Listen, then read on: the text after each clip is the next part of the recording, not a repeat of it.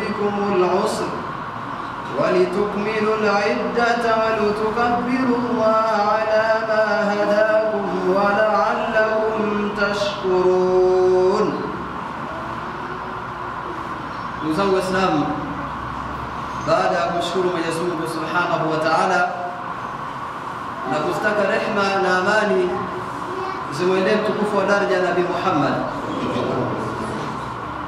Bwana Mtume Muhammad sallallahu alayhi wa alihi wasallama, mtume ambaye ameletwa kwetu kuwa ni kiongozi, profesa umma huu.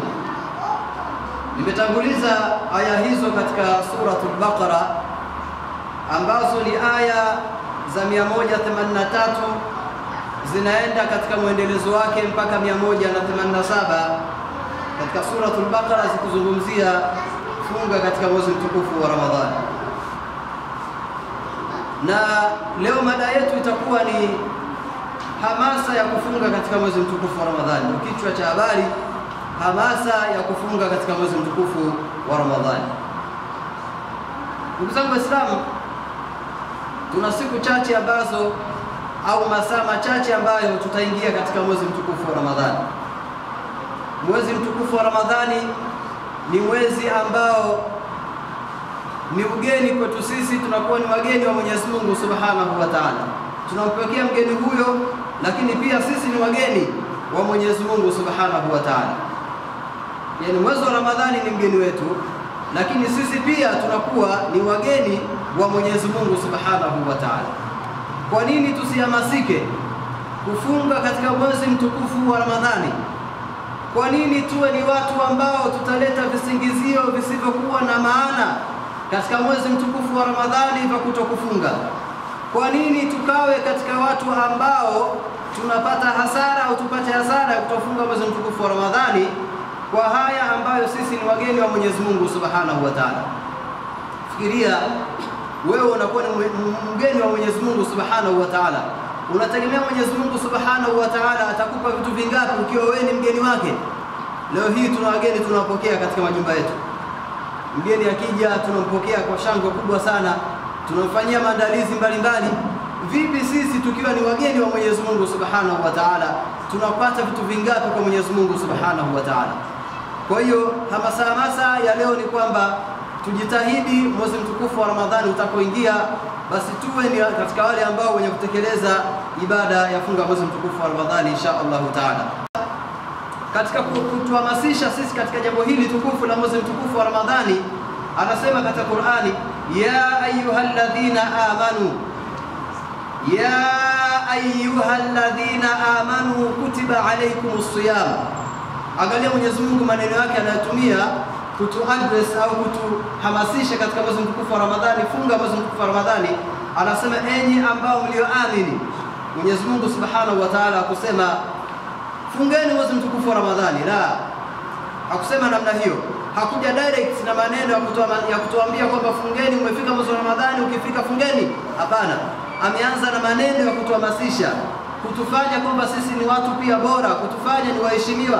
Ya ayyuhalladhina amanu, enyi ambao mlioamini, enyi ambao mmeingia katika chama cha la ilaha illa Allah Muhammadur Rasulullah, enyi ambao mmekiri kwamba hakuna mola apasaye kuabudiwa kwa haki isipokuwa ni Allah na Muhammad ni mjumbe wake. Ya ayyuhalladhina amanu kutiba alaykumus siyam, mmefaradhishiwa kufunga juu yenu mwezi mtukufu wa Ramadhani, kama kutiba ala alladhina min qablikum, kama walivyofaradhishiwa waliopita kabla yenu. Maana yake ni kwamba Mwenyezi Mungu Subhanahu wa Ta'ala anatuonyesha kwamba jambo hili ambalo yeye Mwenyezi Mungu ametufaradhishia sisi pia lilifaradhishiwa kwa watu waliopita kabla yetu. Utaona katika historia kwamba katika historia Nabii Musa alayhi salam alifunga siku 40. Katika historia jambo la funga sio jambo ambalo ni geni. Nabii Musa alayhi salam alifunga, Nabii Isa alayhi salam naye alifunga, na wanafunzi wake pia Nabii Isa walifunga katika nyakati hizo kwa saumu ambazo Mwenyezi Mungu Subhanahu wa Ta'ala alikuwa amewafaradhishia.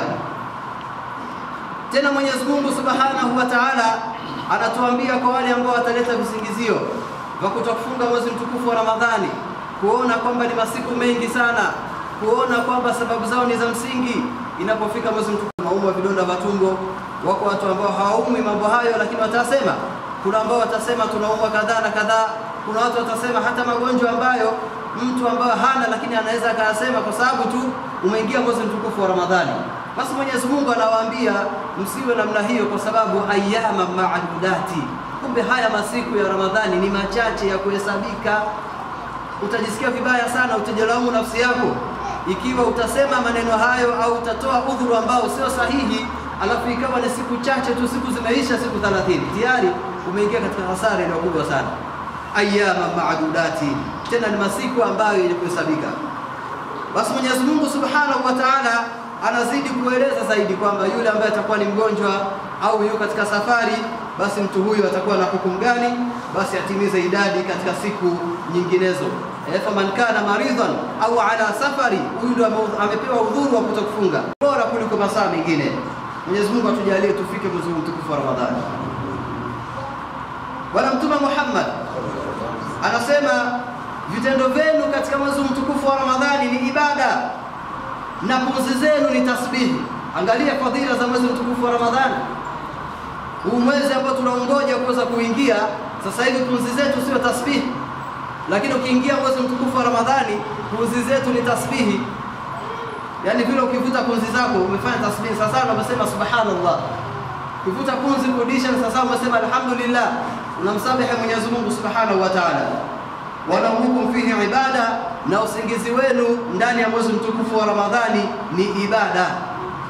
Usingizi katika namna nyingine sio ibada, lakini mwezi mtukufu wa Ramadhani ukiwa umelala pia ni ibada. Haimaanishi kwamba tulale sana mwezi mtukufu wa Ramadhani, la, kuna mambo pia kutuzidishia fadhila zaidi kuliko kulala. Ni mwezi wa kusoma sana Qur'ani, ni mwezi wa kumswalia sana Bwana Mtume Muhammad sallallahu alayhi wa alihi wasallam.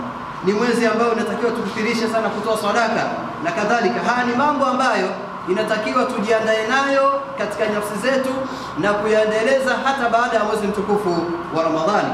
Bwana Mtume anawaambia maswahaba wake kwamba ndani ya mwezi mtukufu wa Ramadhani usingizi wenu ni ibada na pumzi zenu ni tasbihi.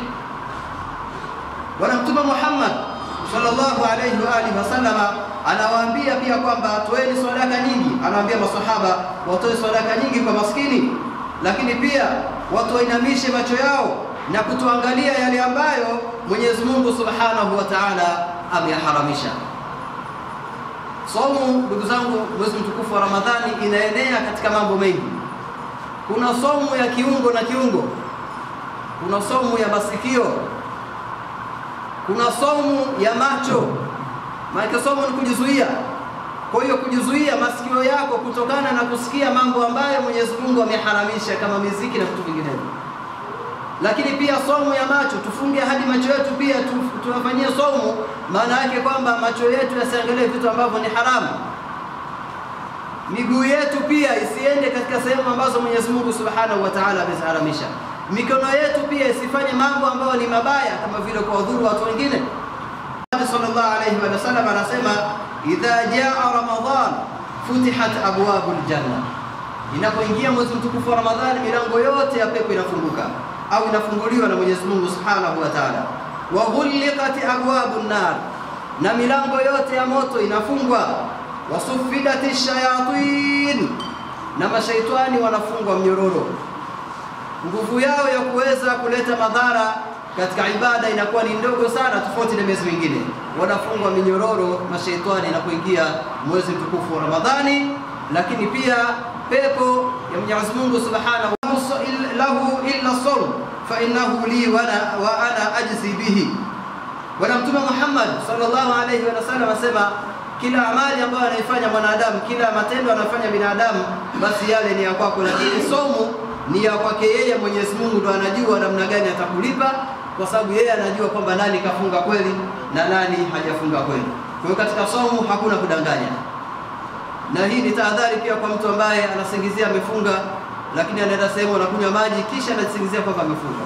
Watu sio nzuri, akawa ni mwenye kutukana watu, akawa ni mwenye kuongea maneno ya uzushi, ya kudanganya na kuleta fitna katika jamii na mengineyo, na ujinga au na maneno ya kijinga, basi Mwenyezi Mungu Subhanahu wa Ta'ala hana haja ya somo yake.